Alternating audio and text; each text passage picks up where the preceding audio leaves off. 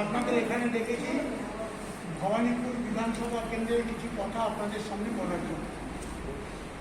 মূলত সবাই আমরা অবগত আছি বিশ্বজুড়ে করোনার প্রভাব তথা কোভিড-19 ধীরে ধীরে ভারতেও অনুপ্রবেশ করেছে এবং একটা ভয়াবহ রূপ নিয়েছে। কিন্তু অত্যন্ত আশ্চর্যজনকভাবে আমরা লক্ষ্য করেছি করোনার শুরুতে, অর্থাৎ বাংলায় যখন করোনা শুরু হয়, ভারতবর্ষ জুড়ে শুরু হতে হতে বাংলায় যখন আসে তখন প্রায় মার্চের তৃতীয় সপ্তাহে এসে আমরা পৌঁছি। সেই মুহূর্তে দাঁড়িয়ে মমতা বন্দ্যোপাধ্যায় এর দৃঢ়তা উপলব্ধি করে উনি 23 তারিখ সর্বদলীয় বৈঠক ডেকে পরবর্তী পর্যায়ে 23 তারিখ বিকেল 5টা থেকে লকডাউন ঘোষণা করেছেন। ভারতবর্ষের মাননীয় প্রধানমন্ত্রী 22 তারিখে জনতা কার্ফিউ করার পরেও 48 ঘন্টা পরে যে লকডাউন ঘোষণা করেছে তার 24 ঘন্টার মধ্যে মমতা বন্দ্যোপাধ্যায় সর্বদলীয় বৈঠক ডেকে সবার সাথে আলোচনা এবং ভয়ঙ্কর এই অতিমারী রোগকে প্রতিরোধের জন্য সমস্ত বিরোধী রাজনৈতিক দলের সাহায্য চেয়ে সেদিনকার প্রেস কনফারেন্স করেছিল। পরবর্তী পর্যায়ে 24 তারিখে রাত 8টার সময় প্রধানমন্ত্রী মাত্র 4 ঘন্টার ব্যবধানে 12টা থেকে লকডাউন ঘোষণা করে। সমালোচনা তো করবেই, কিন্তু প্রসঙ্গগুলো বলি। 29শে মে মমতা বন্দ্যোপাধ্যায় নিয়মকানুনের কথা বললেন, প্রেস কনফারেন্স করে নিয়মকানুনের কথা বলেন। সেদিনকার বললেন তিনি মন্দির খুলবেন, 6 দিন থেকে 7 দিন জমায়েত হবে, ধর্মস্থানগুলো খুলবে, জমায়েত হবে। দিলীপবাবু থেকে শুরু করে সর্বকাপড়ের প্রথম দিনই বিভিন্ন জায়গায় ধর্মের নাম করে 2-4টে বিবৃতি দিলেন। আমি এসব কথা তুলতে চাইছি না, কিন্তু 1 তারিখ যখন প্রধানমন্ত্রী একই কথা বললেন তখন তারা উদাও হয়ে গেল। আমার দুর্ভাগ্য যে বাংলায় দাঁড়িয়ে যারা সাংবাদিকতা করেন তারা এই প্রশ্নটা দিলীপবাবুকে করলেন না। দুদিন আগে যা সমালোচনা করেছেন আজকে কেন্দ্রীয় সরকার। কাজে আমরা বলি, শুনুন, একটা কথা আমরা বলি রাজনৈতিক দলের কর্মী হিসেবে, what Bengal things today India things tomorrow, এটা তো প্রবাদ বাক্য। আজ মমতা বন্দ্যোপাধ্যায় যা ভাবে ভারতবর্ষের মানুষ 48 ঘন্টা পরে তাই। সেই জন্য মমতা বন্দ্যোপাধ্যায় বলতে পেরেছিল বাসে ট্রামে যে কথাগুলো আসছে নিশ্চিতভাবে মমতা বন্দ্যোপাধ্যায় 20 জনের কথা বলেছিলেন। 20 জনের কথা বলেছিলেন। 20 জন দিয়ে মানুষের হচ্ছে না, লাখে লাখে মানুষ বেরিয়ে পড়ুন, সবাই নাকি কাজ আছে। আমার বলার দরকার নেই কার কাজ আছে, টিভিতে চেহারা দেখলে বোঝা যায় কে কী কাজে ঘুরছে। সবাই যদি মনে করেন আপনি শৃঙ্খলা ভাঙছেন অথবা আপনি বাড়িতে আটকে থেকে দমবন্ধ হয়ে গেছে, তার জন্য বাসে উঠতে হবে, সেটা আপনার ব্যাপার। কিন্তু যে কায়দায় যতটা পেরেছে তিনি চেষ্টা করেছেন পরবর্তী পর্যায়ে মানুষের চাহিদা বুঝে তিনি বলেছেন যে একটা সিটে একজন বসুন। সেই অবস্থাকে বিশৃঙ্খলভাবে যারা ভাঙছে তাদের কোনো কথা সূর্যবঙ্গ করছে আশ্চর্যজনকভাবে। যে ভাঙছে, আমি যদি আপনাকে রেখে যে ওই সাংবাদিক যে আমাদের সঙ্গে ছিল, বন্ধু সাংবাদিক, মুখোশটা করেনি, মানে মাস্কটা করেনি, আমি ওরা মাস্কটা করি, তিনি তাদের বলছেন না যে আপনারা এভাবে ভঙ্গ করবেন। খালি মমতা বন্দ্যোপাধ্যায় সমালোচনা করে বাংলার মাটিতে যারা টিকে থাকতে চাইছে আমরা তাদের আহ্বান করছি প্রচেষ্টা চালিয়ে যান।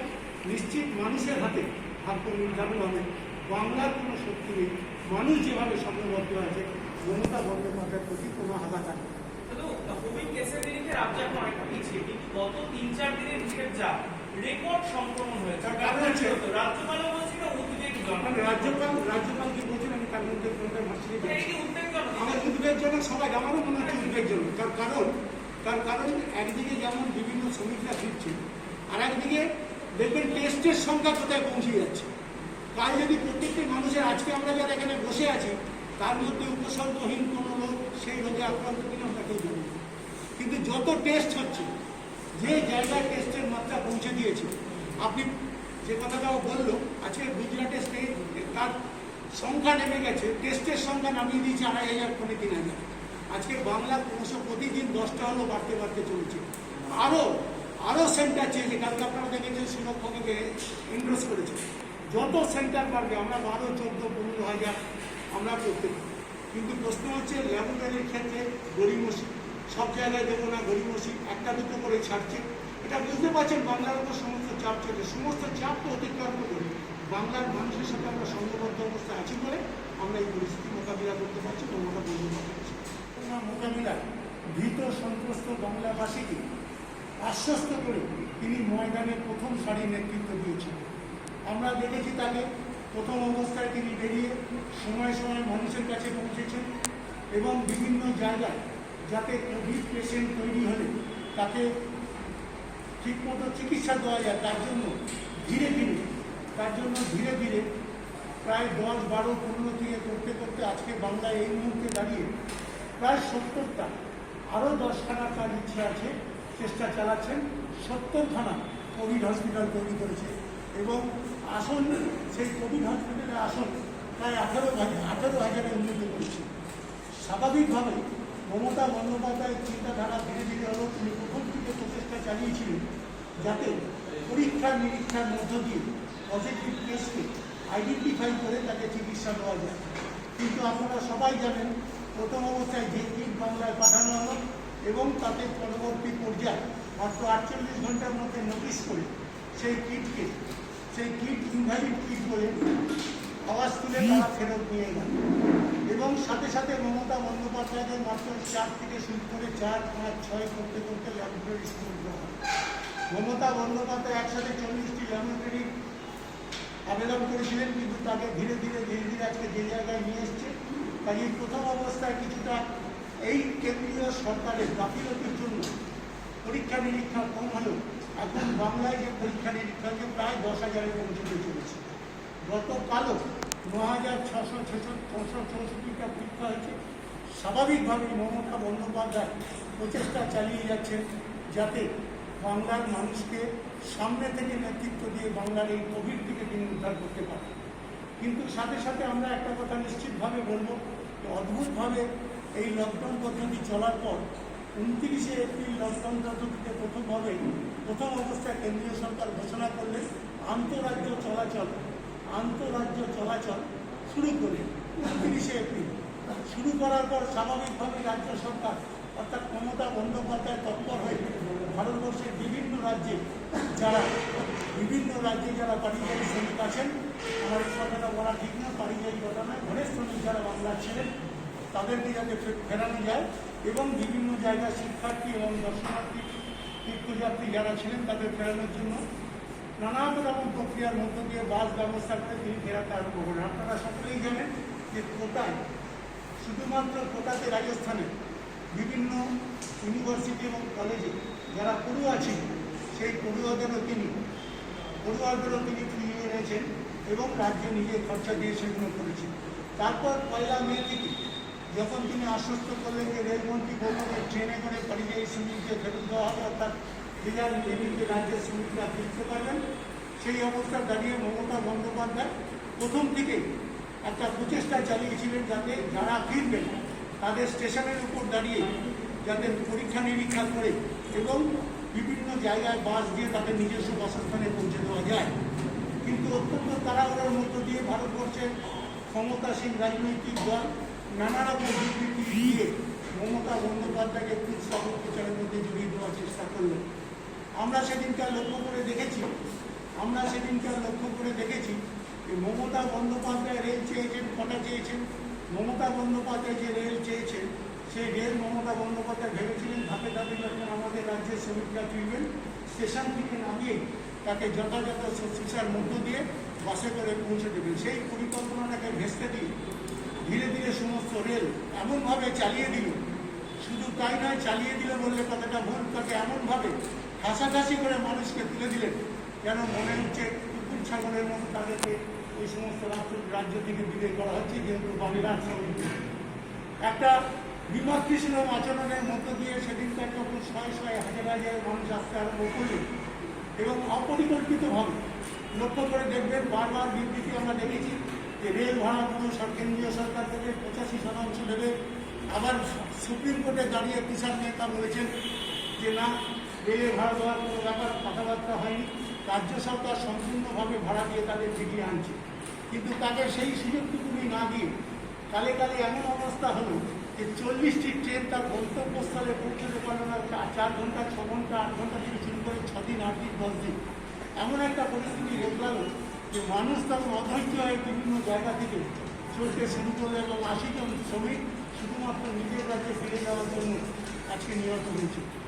এই পরিস্থিতির মধ্য দিয়ে বাংলায় দাঁড়িয়ে আমাদের আজকে যে কারণে আপনাদের ডাকা, যে এই পরিস্থিতির উপর দাঁড়িয়ে আমরা দুটি কথা আপনাদের বলি যে শুধুমাত্র মমতা বন্দ্যোপাধ্যায় বাংলার মাটিতে দাঁড়িয়ে বাংলার মানুষকে নানা পরিকল্পনার মধ্য দিয়ে যেমন রেখেছেন, কেন্দ্রীয় সরকার 3 মাসের রেশন ফ্রি করেছে, মমতা বন্দ্যোপাধ্যায় 6 মাসের রেশন ফ্রি করেছে এবং পরবর্তী পর্যায়ে বিভিন্ন বিধানসভা ভিত্তিক বিধায়কদের সামনে রেখে সেই বিধানসভা এলাকার মধ্যে যারা দুস্থ অর্থনৈতিকভাবে বিপর্যস্ত মানুষকে সাহায্য করার চেষ্টা করেছে।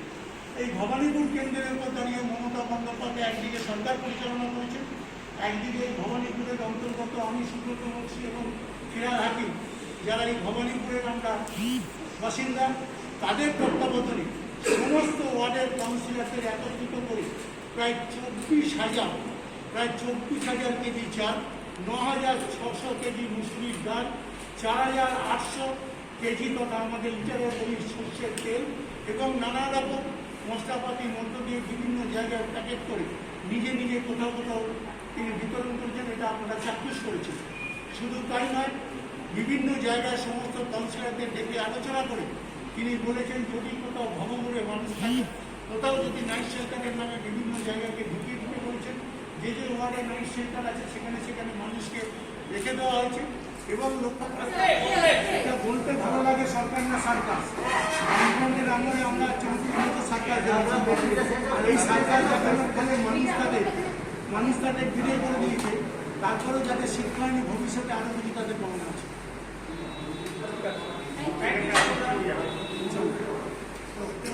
বাহাত্তর ওয়ার্ড, তার মধ্যে যে হসপিটাল আছে অর্থাৎ SSKM হসপিটাল, চিত্তরঞ্জন সেবা সদন আছে, সেখানে ক্যান্সার হসপিটাল আছে, সেখানে যারা পেশেন্ট নিয়ে আসতো তাদের শুধু সংঘবদ্ধ করে দুবেলা একটা কমিউনিটি কিচেন, একটা NGO মাধ্যমে একটা কমিউনিটি কিচেন সেন্টার করে তারা জনে জনে খাবার বিলি করেছে।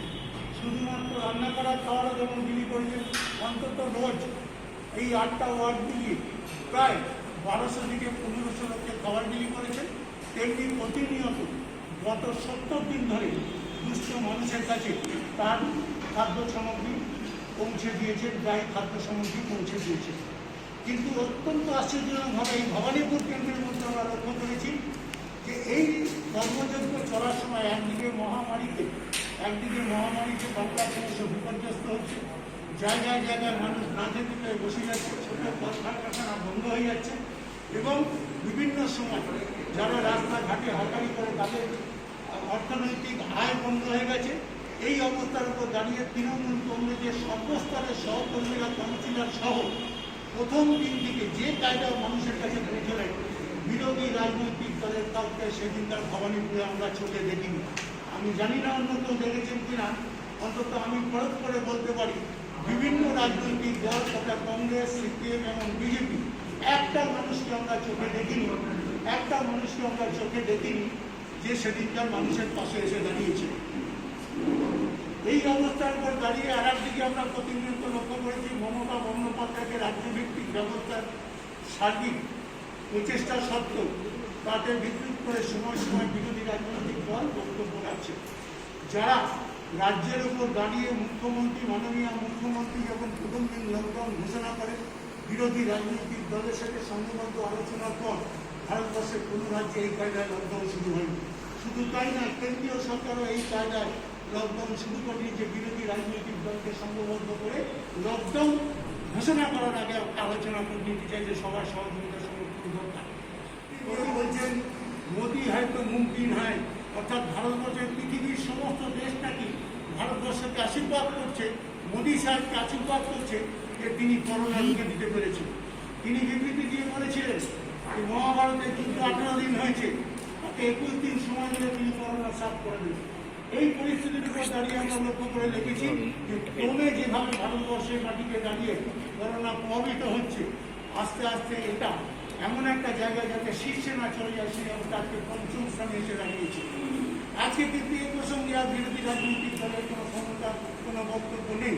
তো স্বাভাবিকভাবে এই প্রচেষ্টার মধ্য দিয়ে একদিকে বিভিন্ন জায়গায় রেশন বিলি করার জন্য যেখানে কোথাও রেশন ডিলাররা কিছুটা পরিমাণে ওজনে কম দেওয়ার জন্য ইন্সপেকশন বসিয়ে ইন্সপেক্টরকে পাঠিয়ে তাদেরকে চিহ্নিত করে প্রায় 700-750 ডিলারকে যেমন শোকজ করেছেন, তেমনি প্রায় 60 জন ডিলারকে তিনি সাসপেন্ড করেছেন। এবং মমতা বন্দ্যোপাধ্যায় প্রতিনিয়ত যে কায়দায় কোভিডকে মোকাবিলা করতে চাইছিলেন, এটা আপনারা জানেন। আমরা যদি বলি 20 মে পর্যন্ত যে পদ্ধতিতে কোভিডের সংখ্যা ছিল, পরবর্তী পর্যায়ে শ্রমিকরা আমাদের নিজেদের রাজ্যে ফিরে আসছে, একটা অগোছালোভাবে তাদের ট্রেনে পৌঁছে দেওয়ার জন্য আমরা কিছুটা তৈরি হতে পারিনি। তাও এর মধ্যে মমতা বন্দ্যোপাধ্যায় যতটা পারছেন বাড়িতে পাঠিয়ে কোয়ারেন্টাইন সেন্টারে রেখে তারা সেই ব্যবস্থা করছেন। অথচ উল্টো দিকে আমরা লক্ষ্য করে রেখেছি, বাংলায় যাতে অন্য রাজ্যের শ্রমিকরা অসুবিধে না করে, একমাত্র মুখ্যমন্ত্রী ভারতবর্ষের তিনি চিঠি লিখে 18টা রাজ্যকে বলেছিলেন যার যেখানে শ্রমিক আছে যে রাজ্যেরই হোক তাকে সাহায্য করা হোক।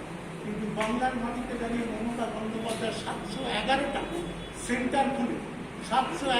সেন্টার খুলে সেই সমস্ত শ্রমিকদের রেখেছেন, খাইয়েছেন। শুধু তাই নয়, আজ এই লকডাউন কমে যাবে, প্রায় আনলকে চলে গেছে, কেউ আর বাংলা থেকে ফিরতে চাইছে না। তার কারণ এখানে তাদের দেখভালের ব্যবস্থা আছে।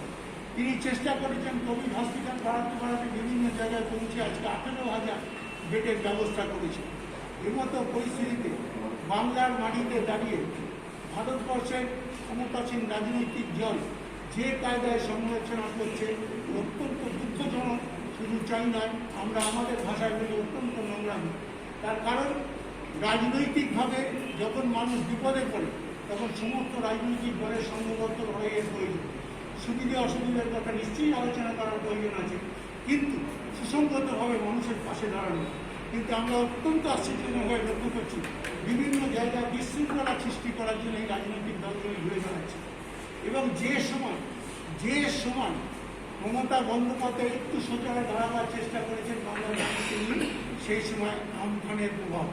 গত 20 মে এই আমফান বাংলাকে আবার বিধ্বস্ত করে চলেছে। শুধু তাই নয়, ইতিমধ্যে আপনারা দেখেছেন যে প্রধানমন্ত্রী এসে ঘুরে গেছেন, মাত্র 1000 কোটি টাকার অনুদান দিয়ে দিয়েছে। আর রাজ্য নিজের এই অবস্থার মধ্যে দাঁড়িয়ে ভারতবর্ষের একমাত্র রাজ্য সরকারের অধীনে কর্মরত কোনো মানুষের একদিনেরও বেতন কাটেনি। পুরো বেতন দিয়েছেন এবং যথাসময় বেতন দিয়েছেন।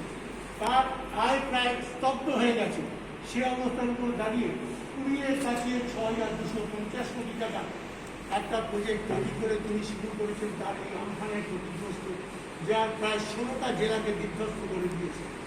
ইতিমধ্যে তার তালিকা খাটিয়ে দেখার জন্য আমরা কেন্দ্রীয় দল এসেছিল, তারা তাদেরকে সহযোগিতা করে তাদেরকে হেলিপ্যাডে পাঠিয়ে সড়ক পথে পাঠিয়ে তারা যেভাবে চেয়েছে তাদেরকে পর্যবেক্ষণ করানো হয়েছে। গতকাল সভা হয়েছে, কিন্তু তাতে আপনারা দেখেছেন প্রায় 1 লক্ষ কোটি টাকার যে ক্ষতি।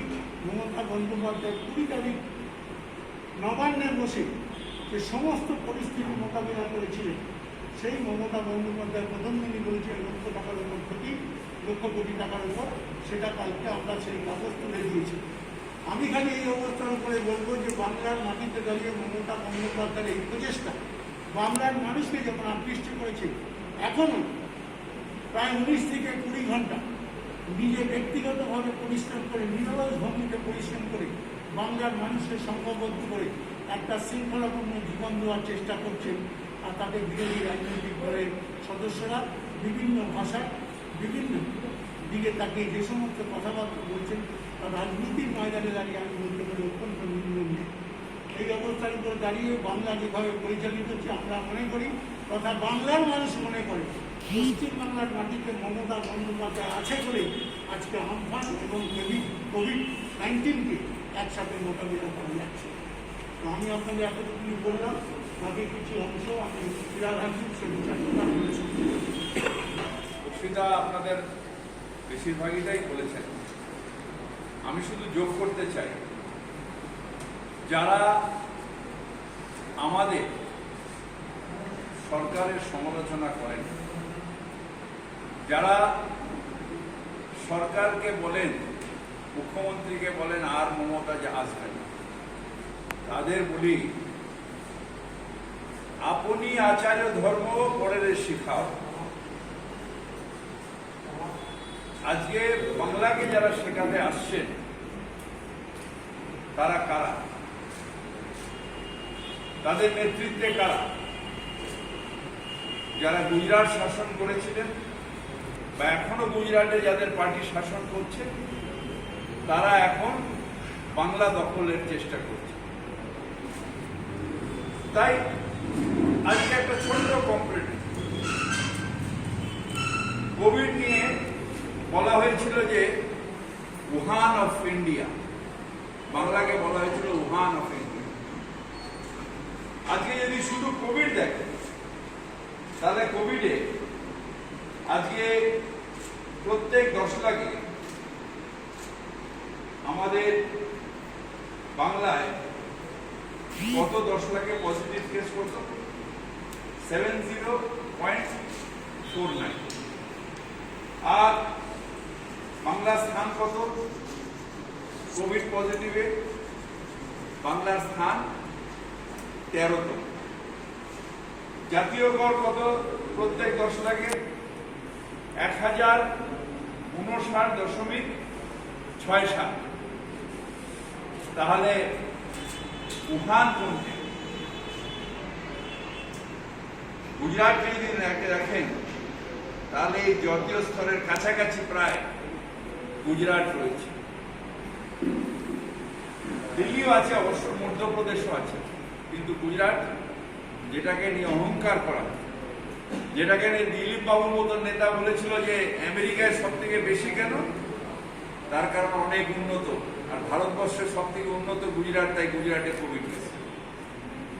সেই গুজরাটে একটা ভিডিও আমার কাছে এসেছে, সেই ভিডিওটা এক্ষুনি বক্সিদাকে দেখাচ্ছি। সেই ভিডিওতে উন্নততর গুজরাট সিভিল হসপিটালের উন্নততর গুজরাটের সিভিল হসপিটাল একজন ডেড বডি পড়েছিল আমাদের এমআর ভাঙড়ে, তাও কোভিডে নয়, সেখানে 4 ঘন্টা মারা যায়নি বলে সেটাকে তুলে বাবুলদা দেখিয়েছে। আর এই গুজরাটের সিভিল হসপিটালে কি অবস্থায় রয়েছে মানুষ, আর মৃত্যুর পেশেন্ট, এবং সেখানে নোংরা। এটা নাকি সব থেকে উন্নততর দেশ দিলীপ বাবুর কথা। আবার এটা নিয়ে গুজরাট হাইকোর্টে বলেছিল নারকীয়, গুজরাট হাইকোর্ট বলেছিল মামলায় নারকীয় ঘটনা। তাই সেই জজকে আর সেই ডিভিশনটা বেঞ্চটাকে চেঞ্জ করে দেওয়া হয়েছে। অর্থাৎ ভারতবর্ষের গুজরাটে বিচারের বাণী নীরবে নিবৃতে কাঁদছে। বিচারালয় বলছে আমি বিচার করতে পারছি না, তার কারণ বিজেপি আমার গলা টিপে ধরছে, বিচার ব্যবস্থাকে শেষ করে দিচ্ছে, অর্থাৎ ভারতবর্ষের গণতন্ত্রকে শেষ করে দিচ্ছে। যারা এখানে চেঁচামেচি করেন তাদের বলি যে আজকে বক্সিদা এক্ষুনি বলল 9,000 কত কোভিড টেস্ট হয়েছে। আমরা ভারতবর্ষে অনেকটা এগিয়ে আছি, কারণ মমতা বন্দ্যোপাধ্যায় দৃঢ়তার সাথে নেতৃত্ব দিচ্ছে from the front. Mamata Bandyopadhyay যদি স্ক্রিনে নেতৃত্ব দিতেন, স্ক্রিনের মধ্যে দিয়ে নেতৃত্ব দিচ্ছেন, বাড়ি দিয়ে না বেরিয়ে শুধু ভিডিও কনফারেন্স করছেন, তাহলে আজকে বাংলা এই অবস্থা। হ্যাঁ, আমরা অসুবিধায় আছি, তার কারণ কোভিডের লড়াইয়ের সাথে সাথে আমাদের আমফান এসে গেল, এবং সেই লড়াইটাও মমতা বন্দ্যোপাধ্যায় না নেবে দৃঢ়তার সাথে সেই লড়াইটাও চ্যালেঞ্জ হিসেবে নিয়েছে। তাই আজকে যখন প্রধানমন্ত্রীকে নিয়ে উনি নিজে ডেকেছিলেন যে আসুন দেখে যান আমার বাংলার কি অবস্থা হয়েছে, 1 লক্ষ কোটির জায়গায় দিলেন কত? 1% কেন্দ্রীয় সাহায্য। দিলীপ বাবু বলছেন ডাইরেক্ট দাও, দাও না, ডাইরেক্ট দাও 1 লক্ষ কোটি, যেখানে যেখানে ক্ষতি হয়েছে 1 লক্ষ কোটি ডাইরেক্ট দাও। দিলীপ বাবুকে চ্যালেঞ্জ করছি, 1 লক্ষ কোটি টাকা ডাইরেক্টলি টু দি বেনিফিশিয়ারি দিন, তারপরে আপনার কথা বলবেন, না হলে আপনার বলার কোনো অধিকার নেই। ডাইরেক্ট পেমেন্ট করেছে, হ্যাঁ ডাইরেক্ট পেমেন্ট হয়েছে, এখনো পর্যন্ত ডাইরেক্ট পেমেন্ট হয়েছে 9 দিনের মাথায়। এটা আমার কাছে লেটেস্ট হিসেব নেই, 9 দিনের মাথায় 20,000 টাকা করে আজকে যাদের বাড়ি চলে গেছে তাদের 16টা জেলায় 20,000 টাকা করে আজকে তাদের ডাইরেক্ট দেওয়া হয়েছে। আজকে ডাইরেক্ট পেমেন্ট হয়েছে আমাদের 20,000 টাকা করে। আমাদের 9টা জেলায় 5 লক্ষ পরিবারকে ডাইরেক্টলি পেমেন্ট করা হয়েছে। আমাদের এখনো পর্যন্ত 6,250 কোটি টাকা মমতা বন্দ্যোপাধ্যায় নিজের পশ্চিমবঙ্গের সরকারের তহবিল থেকে খরচা করেছে। 53,000 কোটি টাকা লেজিটিমেট ক্লেম, সেই টাকা কেন্দ্রীয় সরকার দিচ্ছেন না। বঞ্চনা করছেন কাকে? মমতা বন্দ্যোপাধ্যায়কে না, রাজ্য সরকারকে না, বাংলার মানুষকে বঞ্চনা করছেন। বাংলার মানুষকে টেনে নামিয়ে নিয়ে আসছেন। তাই এই বঞ্চনা বাংলার বিরুদ্ধে বঞ্চনা। আমার লেজিটিমেট ক্লেম দেবেন না কেন? দিলীপ বাবু এমপি জানেন না, কোনোদিন প্রশাসন চালাননি। প্রথম দিন এমএলএ হয়ে বলেছিলেন যে ববিদার কাছে শিখে নেব বিধানসভা। নিজের সল্টলেকের ওপর দিয়ে এসে কথা বলছেন, আবার উঠে চলে যাচ্ছে। আরে সরকারের টাকা ওরকম ভাবে হয় না। সরকারের টাকা যখন খরচা হয়, এই সরকার এসে 11 সালের পরে সবটাই ই গভর্নেন্স করে দিয়েছে। আমি কি টাকা পাচ্ছি আর কোথায় কোথায় খবর পাচ্ছি, আপনিও যদি পশ্চিমবঙ্গ সরকারের নেট খোলেন, আপনার কাছেও সেই পরিসংখ্যান থাকবে। এটা লুকিয়ে লুকিয়ে হয় না যে স্বামীর কাছ থেকে স্ত্রী কিছুটা টাকা ঝেড়ে রেখে দিয়েছে শাড়ির ফাঁকে, সেখান দিয়ে খরচা করছে, এটা তা হয় না। এটা ওনাদের মেছো পলিটিক্সে হয়। পুরোটাই ট্রান্সপারেন্ট। তার কারণ পশ্চিমবঙ্গ সরকার পুরোটা ই গভর্নেন্স করে দিয়েছে, এবং তার উপরে ই গভর্নেন্স চেক করছেন কে? Auditor general. এখানে এজি বেঙ্গল চেক করছে। সুতরাং ওই ইউসি দেয়নি, ওইটা লুকিয়ে রেখে দিয়েছে, ওইখান দিয়ে টাকা নিয়ে নিয়েছে। এটা বাংলায় চলে না। গুজরাটে চলে কিনা আমি জানি না, বাংলায় এটা চলে না। তার কারণ পুরোটাই ই গভর্নেন্স বেরোচ্ছে। ডাইরেক্টলি টাকা দিন না, ডাইরেক্টলি দিন না 1 লক্ষ কোটি টাকা। ক্ষমতা আছে আপনাদের, কেন্দ্রীয় দল তো সার্টিফাই করেছে, ওই টাকাটা দিন। ক্ষমতা আছে। আপনি পাঠিয়েছিলেন কেন্দ্রীয় দল কোভিড দেখাতে, গুজরাট জেনারেল হসপিটালে পাঠাননি, বাংলায় পাঠিয়েছিলেন। বেলেঘাটা আইডিকে দেখে বলেছে এক্সেলেন্ট লিখে দিয়ে গেছেন ওনার যে ভিজিটার বুকে। যে দলটা পড়ে এসেছিল, যারা মানে টেকনিক্যাল দল যারা এসেছিল, প্রথমে অ্যাডমিনিস্ট্রেশনে এসেছিল, এক্সেলেন্ট অ্যারেঞ্জমেন্ট লিখে তবে গেছে। তাদের সাথে আমারও মিটিং হয়েছে। তাদের বসিয়ে আমি কর্পোরেশনে কিভাবে করছি সেটা পুরোটা দেখিয়েছি তাদের। এবং বেলেঘাটা আইডি থেকে লিখেছিলেন এক্সেলেন্ট অ্যারেঞ্জমেন্ট। তারপরেও আপনাদের মমতা বন্দ্যোপাধ্যায়ের সমালোচনা করতে লজ্জা লাগে। কি নিয়ে এলেন? আরে মমতা ব্যানার্জি কেন কোভিড শ্রমিক স্পেশালকে কেন কোভিড স্পেশাল করল? লজ্জা লাগে না? যখন হাততালি দিচ্ছিলেন, সেই সময় ঘন্টা বাজাচ্ছিলেন, থালা বাজাচ্ছিলেন, সেই সময় কেন শ্রমিকদের কথা চিন্তা করলেন না? যে এদের বাড়ি ফিরতে হবে। ফেস ওয়াইজ লকডাউন যেরকম তুলছেন, সেরকম ফেস ওয়াইজ লকডাউন করলেন না কেন? 7 দিন সময় দিলাম, এতগুলো ট্রেন দিলাম, সবাই যে যার বাড়ি ফিরে যাও না। দিল্লির বাস স্ট্যান্ডে কোভিড ছড়ানো হলো। ইউপিতে শ্রমিকদের ওপরে কুকুর ছাগলের মতো মানুষের শরীরে দিতে নেই, সেটা ছড়ানো হলো। বম্বেতে তছনছ করে দিয়ে ধারাভিত্তিকে সব কোভিড পেশেন্ট, শুধু সবাই এসে স্টেশনে ভিড় করে কোভিডটা ছড়িয়ে দেওয়া হলো। সুরাটে লাঠি মেরে, শ্রমিকদের ওপরে লাঠি মেরে টিয়ার গ্যাস মারা হলো। মা মারা গেল, শিশু কেঁদে রয়েছে, তাকে নেবার কেউ নেই। শাহরুখ খান আশ্রয় দিয়েছে, বাংলার ব্র্যান্ড অ্যাম্বাসেডর। আপনারা শ্রমিক প্রেম, শ্রমিকের জন্য পীযূষ গোয়েল সাহেব আপনার দুঃখ লাগে, তাহলে আপনি কোভিডটাকে ছড়াতে দিতেন না। আগেই রেল মিনিস্টার বলতেন মোদী সাহেব 4 দিন দাঁড়িয়ে যান, আমি রেলের ব্যবস্থা করে আগে শ্রমিকদের ছড়াই। রেল শ্রমিকগুলোকে কুকুর বেড়ালের মতন রাখলেন, তাদের সবাইকে আক্রান্ত করে দিলেন। তারপর বললেন যাও বাংলায়, উহান অফ ইন্ডিয়া বলেছি, উহান অফ ইন্ডিয়া বানাও। দিল্লি থেকে কোভিড, মহারাষ্ট্র থেকে কোভিড, গুজরাট থেকে কোভিড, চারিদিকে কোভিড নিয়ে যাও, এবার তোমরা ছড়িয়ে দাও।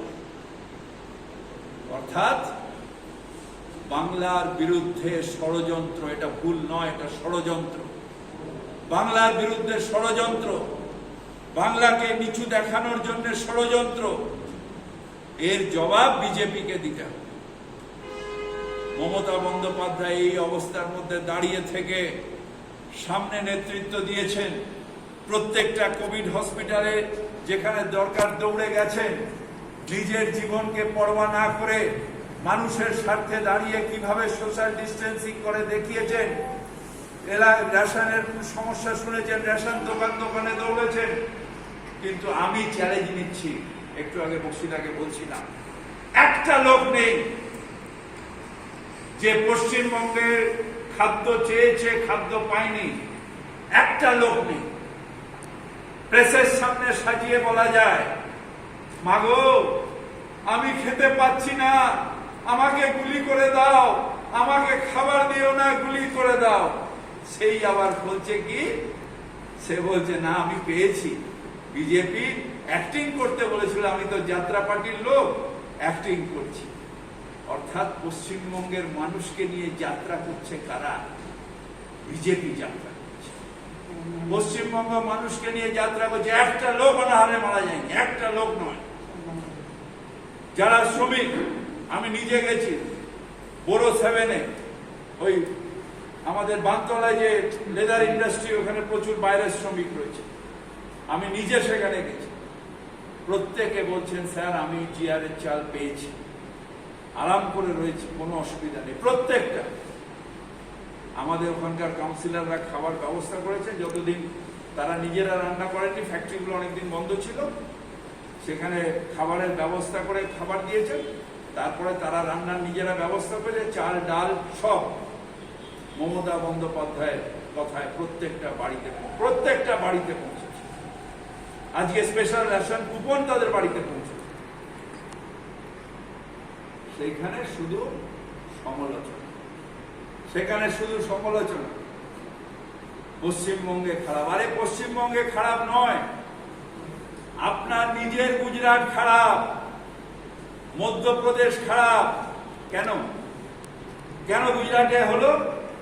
কেন আগের থেকে লকডাউন করলেন না? ট্রাম্পকে নিয়ে এসে গ্যালারি শো করার কথা ছিল, তাই আজকে আহমেদাবাদ 3 নম্বরে চলে গেছে।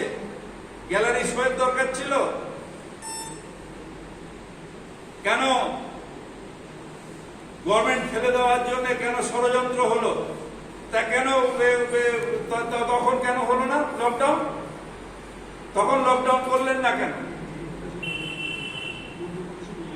মধ্যপ্রদেশে দখলদারি, গভর্নমেন্ট ফেলে দিয়ে গভর্নমেন্ট দখলদার নেবে। অত্যন্ত খারাপ দিন আসছে, অত্যন্ত খারাপ দিন। মমতা বন্দ্যোপাধ্যায় আছেন, বাংলার মানুষ আছে। এবার মমতা থাকবে না। কি যেন ডায়লগটা দিয়েছে, হ্যাঁ, আর নয় মমতা। মমতা কে মমতা? আজকে মমতা কিসের প্রতীক?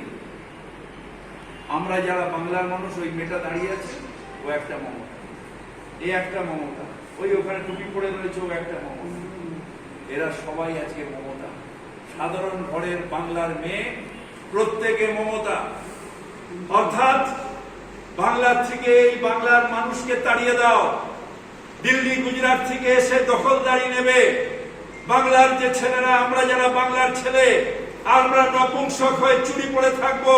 মমতা চলে যাবে, মমতারা চলে যাবে, এখানে এসে গুজরাট থেকে হবে আর আরেকটা গুজরাট জেনারেল হসপিটাল, এই পিজি হাসপাতাল তৈরি হবে, মেডিকেল কলেজ তৈরি হবে। বাংলার মানুষ বলছে না, না, মমতা আছে, মমতা থাকবে, বাংলা এগিয়ে যাবে, এগিয়ে বাংলা, এগিয়ে বাংলা। তাই মমতা এগিয়ে চলো, আমরা বাংলার মানুষ তোমার সাথে আছি। Thank you. আপনারা খবরে কাগজে পড়েছেন। এছাড়াও 3 কোটি ইনস্ট্যান্স আছে যারা বাজারে থেকে কাজ করেছে। আপনি যখন বলছেন কোন কাউন্সিলরকে পাইনি, সে কাউন্সিলরকে আদৌ পেয়েছে কিনা, কে বিবৃতি দিল, সে কোন রাজনৈতিক দলের সমর্থক আগে সেটা তুলে হচ্ছে তার বলতে শুধু আমাদের ম্যাক্সিমাম একটা মানুষ। আপনারা তো নিজেরা যারা চলাফেরা করেছেন, এইখানে যারা উপস্থিত আছেন সাংবাদিক মহল, যারা চলাফেরা করেছেন, তারা বলুন তো কলকাতা শহর এবং শহরতলিতে কাউন্সিলর বা জনপ্রতিনিধি নেই। সেই জন্য আমি বলছি, যেখানে বলছে সেটা রাজনৈতিক দল সমালোচনা। শুনুন, একটা কথা আপনাকে বলছি, আমার বলতে কোনো দ্বিধা নেই। সেটা হচ্ছে যে আজকে অসুবিধা কিছু মানুষের হয়েছে, কিন্তু দাঁড়িয়ে দাঁড়িয়ে যারা আজকে এই অবরোধের প্রশ্নে গেল, তাদের প্রতি রেসপেক্ট জানিয়ে বলি, নিশ্চিতভাবে যে পদ্ধতিতে অবরোধটা হয়েছে, সেই অবরোধটা পদ্ধতিগতভাবে আমি ব্যক্তিগতভাবে সমর্থন না করলেও সেটা ঠিক আছে, পদ্ধতিগতভাবে করেছে। আর বহু মানুষ মাস্ক ফাস্ক ছিল না, তারা বাজারে নেমে সোশ্যাল ডিস্টেন্সের কোনো মানা ছিল।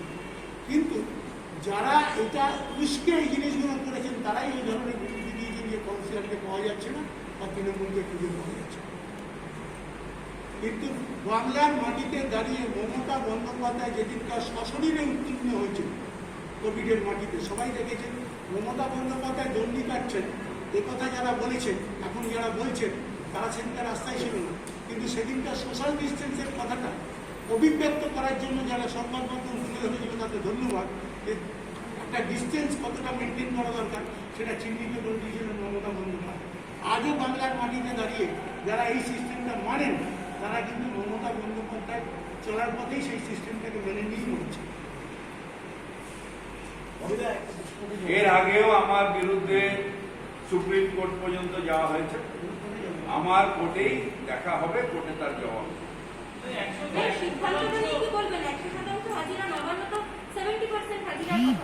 আমরাও রোস্টারের কথা বলেছি, আমরাও হাজিরা, কিন্তু রোস্টার। তার কারণ আমার কনজারভেন্সি কর্মীকে যদি আমি 70% করি, কলকাতা পরিষ্কার হবে না। হেলথের কর্মীকে যদি 70% করি, কলকাতার মানুষ বাঁচবে না। তাই আমাদের দায়িত্ব আছে, আগে আমরা মানুষকে পরিষেবা দেব, এবং সেই কাজটা করছি। অ্যাটেন্ডেন্স হবে রোস্টার হিসেবে। লকডাউনের সময় যে 10 জন কর্মী আসতে পারেননি, তাদের যাদের বেতন কাটা হচ্ছে, সে বিষয়ে কোনো চিন্তা ভাবনা আপনারা করেছেন? সেটা এই কেসটা আমি জানি না, আমার কাছে আসতে দেখছি। সূর্যকান্ত মিশ্র আমাদের তরফ থেকে সুব্রতবাবু একটু বলছিলেন যে এই যে সর্বদলীয় বৈঠকে যে পরামর্শ দেওয়া হয়েছিল, সেই মতো রাজ্য সরকার চলেনি। আজকে এই পরিস্থিতি হয়েছে এবং রাজ্য সরকার লকডাউন, এখন পরিস্থিতি মমতা বন্দ্যোপাধ্যায় যেভাবে সামলেছেন, সূর্যবাবুর দলেরা যখন এর 50% হয়নি, কলকাতায় 7 দিন জল জমেছিল, সুন্দরবনে তছনছ হয়ে গেছিল, সাগরদ্বীপ তছনছ হয়ে গেছিল। বিরোধী নেত্রী হিসেবে দৌড়ে গেছিলেন মমতা বন্দ্যোপাধ্যায়। আমরা ছিলাম সেই সময়, মানুষের সাফারিং দেখেছিলাম। আজকে উনি করতে পারেননি, এখন যখন মিটিংয়ে এসছেন তখন এই কথাগুলো বলছেন। আমরা সহমতের বেসিসে, গণতন্ত্রের বেসিসে মমতা বন্দ্যোপাধ্যায়ের সরকার চালাচ্ছেন এবং গণতান্ত্রিক পদ্ধতিতেই চলবে। বিরোধী দল নিশ্চিতভাবে বলতে পারেন অনেক কিছু, কিন্তু সুব্রত বক্সী নিজেও আমি সেই মিটিংয়ে ছিলাম।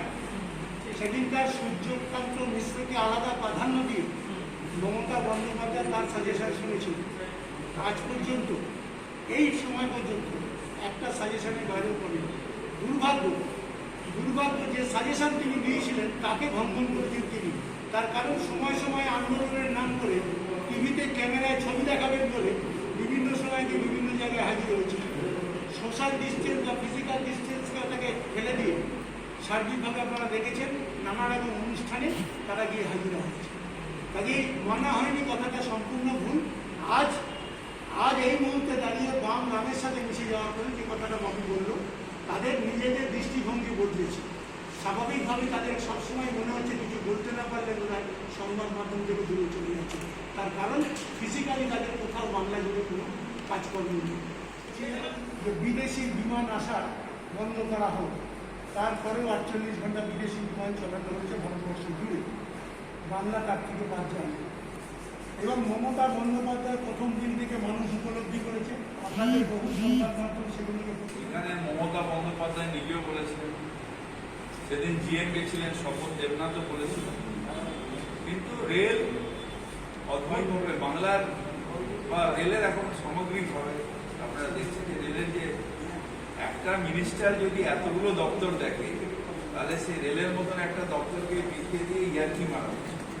রেলটা হলো আমাদের ভারতবর্ষের প্রথম প্রধান সংযোগের স্থান, সেইটাকে নিয়ে ছেলে খেলা হচ্ছে। রেলের একটা আলাদা বাজেট ছিল, আলাদা ডিপার্টমেন্ট ছিল, এবং রেলটাকে সিরিয়াসলি দেখতে, কারণ ভারতবর্ষের বেশিরভাগই মানুষ রেলে যাতায়াত করেন বা সংযোগ, সেইটাকে নিয়ে অত্যন্ত ছেলে খেলামি হচ্ছে, এবং এটার জন্য পুরোটাই কেন্দ্রীয় সরকার দায়ী।